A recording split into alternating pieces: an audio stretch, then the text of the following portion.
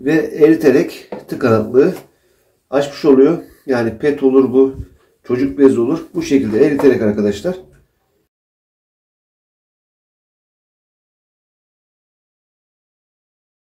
Merhaba sevgili arkadaşlar. Öncelikle kanalımıza hoş geldiniz. Bugün sizlerle lavabo giderlerindeki tıkanıklığı açma ile ilgili video paylaşmak istedim.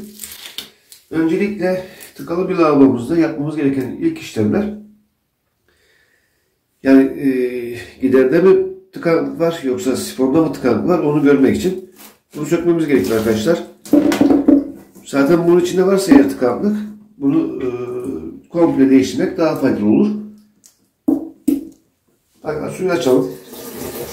Suyu açtığımız zaman zaten düz hale getirdiğimiz zaman içindeki bütün riskler atacaktır. Buradaki tıkanıklığı çözmek kolay. Ama asıl önemli olan ana giderimizdeki tıkanıklığı çözmek için işlem yapacağız. Bu lavabonun üzerinden döktüğümüz herhangi bir kimyasal, kostik olur, lavabo açıcı olur, karbonat olur, sirke olur. Genellikle bu bölgede şu gırtlak kısmı temizleyecektir ama iç kısımda çok bir faydası olmayacaktır. Çünkü burada kimyasal özelliği yitecektir.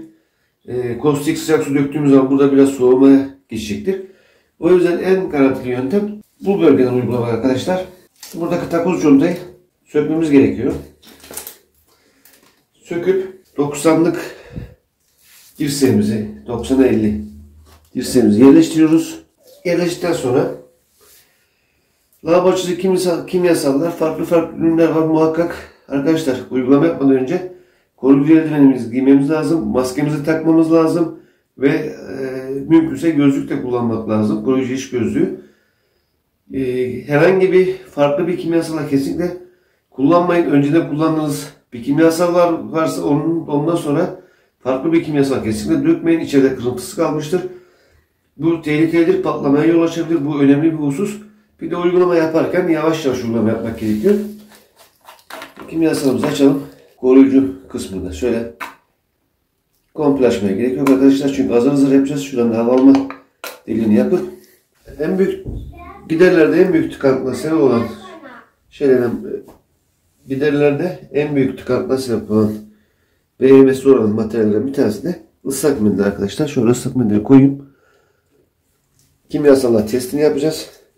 Şu da normal peçetemiz. Şöyle kimyasalımızdan azar azar dökelim. Bunu burnun içinde olduğunu farz edelim.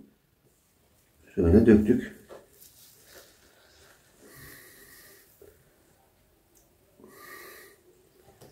Gördüğünüz gibi anında eritiyor.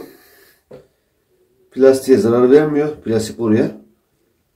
Ve eriterek tıkanıklığı açmış oluyor. Yani pet olur bu, çocuk bezi olur. Bu şekilde eriterek arkadaşlar.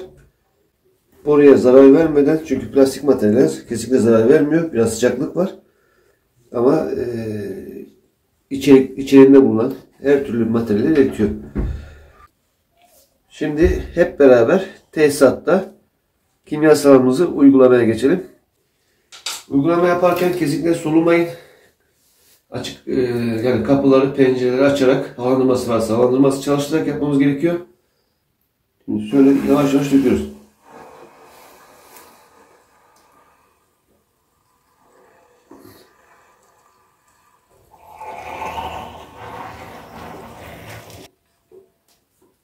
Evet. Bu şekilde yavaş yavaş dökerek uygulamamızı yapıyoruz arkadaşlar. Bir diğer önemli husus da uygulamayı yapmadan önce şöyle göstereyim. Bu bölümde su olmaması gerekiyor. Su olduğu zaman kimyasal geri tepecektir. O yüzden bu bölgede su olmamasına dikkat edin arkadaşlar. Dediğimiz gibi 90'lık dirsekle uygulamamızı yapıyoruz. Ve takoz contamızı takarak lavabomuzun giderini yapıyoruz. Şimdi bu kimyasalı ne kadar dökeceğiz arkadaşlar? Fokurdama işlemi bitinceye kadar dökeceğiz arkadaşlar. Bizim gider temiz olduğu için çok fokurdama yapmadı. Ben aralıklarla yapıyorum bunu. Ondan dolayı içeride bir tortu, bir birikinti olmadığından dolayı direkt kimyasalımız aktı gitti. Eğer tıkalı bir borumuz olsaydı ses daha da net belli oluyordu. Hatta köpürmeler, çok aşırı tıkanma varsa köpürmeler dışarı doğru geliyordu. Dediğimiz gibi yavaş yavaş, çok acele etmeden dökeceğiz arkadaşlar. Giderimizi de oturttuk. Es vermeyi unutmayın. Es önemli çünkü es vermezseniz lağım kokusu lağmanızdan banyonuza siner. Umarım videom faydalı olmuştur arkadaşlar. Kanalımıza destek olmak için abone olmayı, yorum yapmayı ve videoları beğenmeyi unutmazsanız çok seviniriz. Bir sonraki videoda buluşmak ümidiyle. Hoşça kalın, dostça kalın, sağlıcakla kalın.